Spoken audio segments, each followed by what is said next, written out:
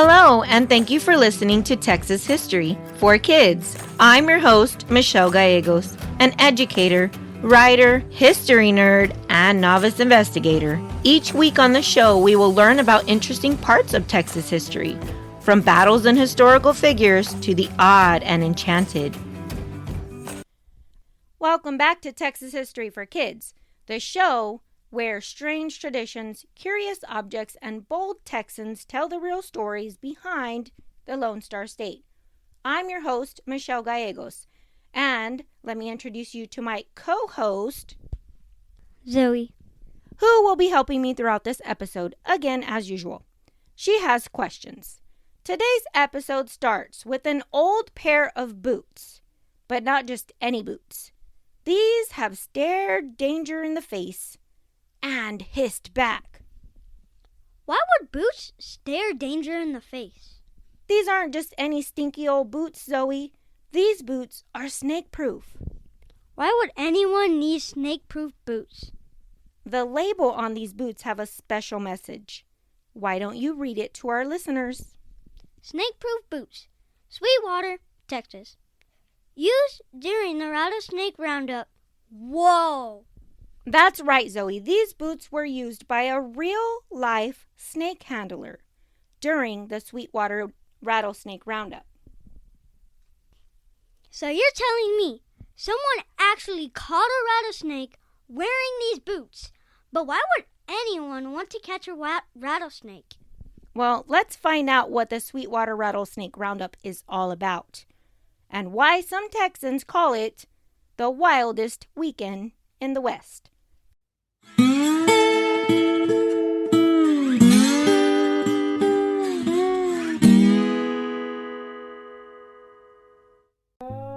Every year, the small town of Sweetwater, Texas becomes home to the biggest and strangest gatherings in the world, the Rattlesnake Roundup, where thousands of people arrive for the carnival rides, corn dogs, contests, and snakes. Lots of snakes. Snake hunters wear those thick boots, just like the ones in our museum case, to tromp through the brush and safely collect western diamondback rattlesnakes. Why? Well, that's a good question. In March, right when the desert warms up and the snakes start to come out of their dens, teams of hunters, actual rattlesnake hunters, go searching across the rugged land. They wear thick clothing, gloves, and sometimes even snake-proof pants, which brings us back to the need for those snake-proof boots. Okay, so to answer Zoe's big question, why would anyone want to catch a rattlesnake? Back in the 1950s, local ranchers started the roundup to protect their land, their animals, and themselves by controlling the local western diamondback population that was growing dramatically. Rattlesnakes were getting a little too comfortable slithering into barns, on top of porches, and through cow pastures, biting and ultimately killing their livestock and pets. But before we go blaming the snakes, it's important to know why they're there in the first place.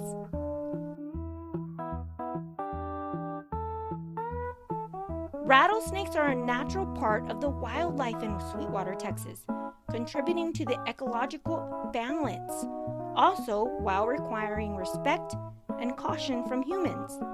They're not just showing up for the fair, they live there. Now, rattlesnakes have preferences for their habitats. They thrive in places with dry, rocky terrain, lots of prey like rodents, good hiding spots like shrubs, logs, and under rock piles. They love the warm climate in Sweetwater, which supports their slithery lifestyle. They're most active in the warmer months, which, surprise, is when the roundup happens. So, when humans and rattlesnakes share the land, safety becomes a big deal.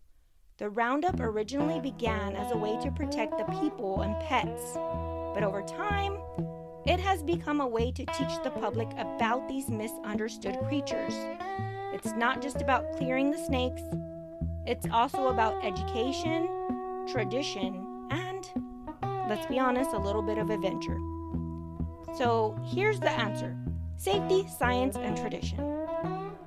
Safety. Rattlesnakes can be dangerous if you step on one. Sweetwater locals say it's better to round them up before they surprise someone's boots. At the roundup, venom is extracted carefully and used to create an anti-venom, which then helps save people and pets who might get bitten. This all started when ranchers wanted to keep their land safe. It grew into a full-blown festival with carnival rides, cook-offs, snake handling shows, and even a Miss Snake Charmer pageant. Yes, really.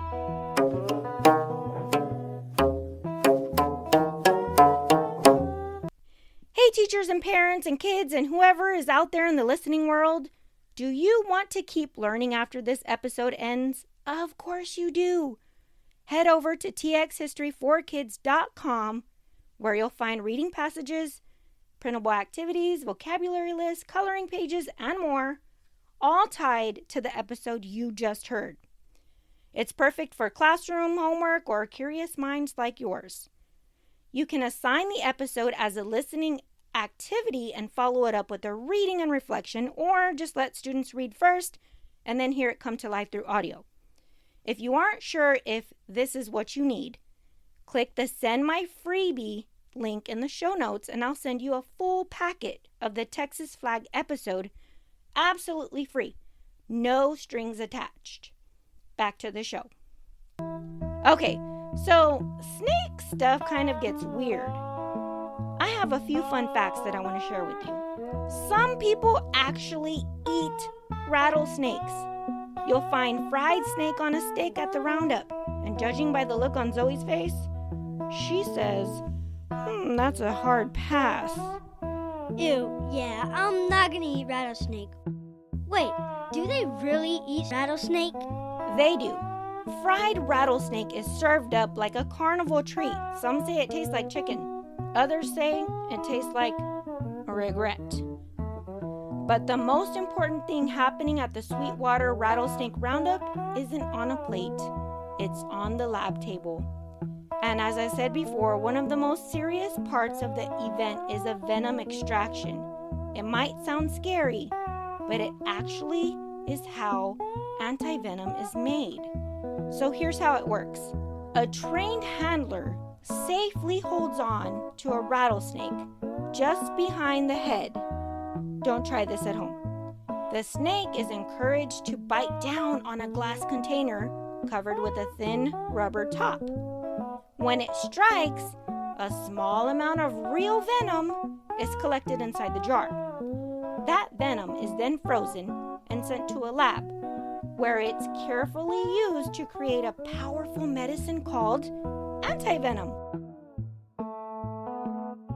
Wait, you're telling me we use venom to fight venom? Exactly! You can't make real anti-venom without collecting the real thing. It's kind of like using a tiny bit of poison to create the cure. Anti-venom is given to people and animals who've been bitten by the venomous snakes. It can literally save lives.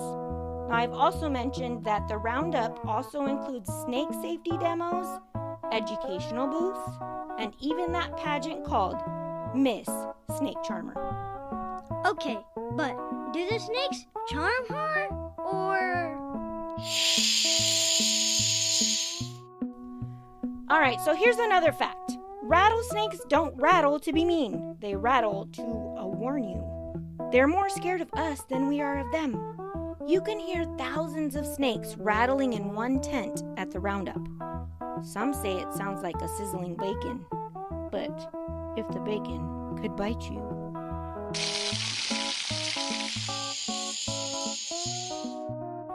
So what happens to the snakes? Today there's a big debate about the roundup. Some people think it's an important part of ranch life and medicine. Others think it's time for new snake-friendly traditions. In fact, some modern roundups now include a catch and release program where the snakes are safely returned to the wild, as well as science talks and hands-off exhibits, where the snakes are just, watched instead of wrangled. What's a science talk? Like a snake trying to give a speech? Not quite, Zoe. A science talk is when real wildlife experts like biologists, herpetologists, that's just a fancy word for a reptile scientist, and conservationists give short presentations about things like how rattlesnakes help control the rodent population, what to do if you ever see a snake in the wild, how venom is studied and turned into life-saving medicine, and finally, why snakes shouldn't be feared, but respected. They answer questions from the audience and help people understand that snakes, while spooky to some, may play an important role in Texas ecosystems. These science talks are part of the effort to make the Rattlesnake Roundup more educational and less about fear.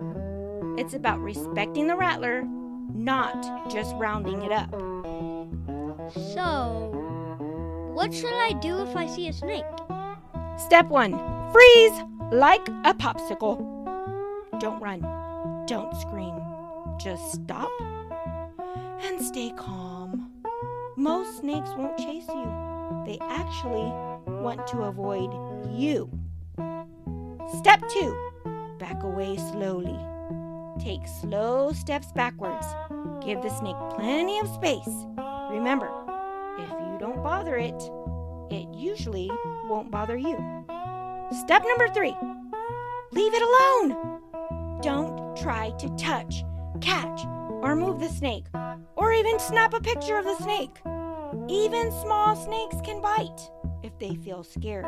Step number 4. Tell an adult. If you're on a hike, camping, or even in your own backyard, let a grown-up know right away. Bonus tip, if you live in rattlesnake country, aka Texas, watch where you step. Snakes love to hide under rocks, logs, and tall grass. If you plan on hiking or taking a trail, this is a good time to wear those snake-proof boots, if you have some lying around. So basically, rattlesnakes are helping save lives. They have an entire festival created after them, and we should be careful walking around without boots? That's one complicated reptile. Yes, and back to our boots. The scuffed up pair we found earlier once belonged to a Roundup champ. Well, each scratch, each mark is a story of bravery, a Wild West tradition, and a few close calls, I'd say, if he has those bites on his boots. So, those boots weren't made for walking. They were made for rattling. Texas is full of strange traditions, and the Rattlesnake Roundup proves that history isn't just in the books. It's out in the desert, under rocks, and sometimes hissing right behind you. I hope you enjoyed today's episode. Join me next week as I uncover something black and sticky. Remember, history goes beyond the textbooks. Stay curious.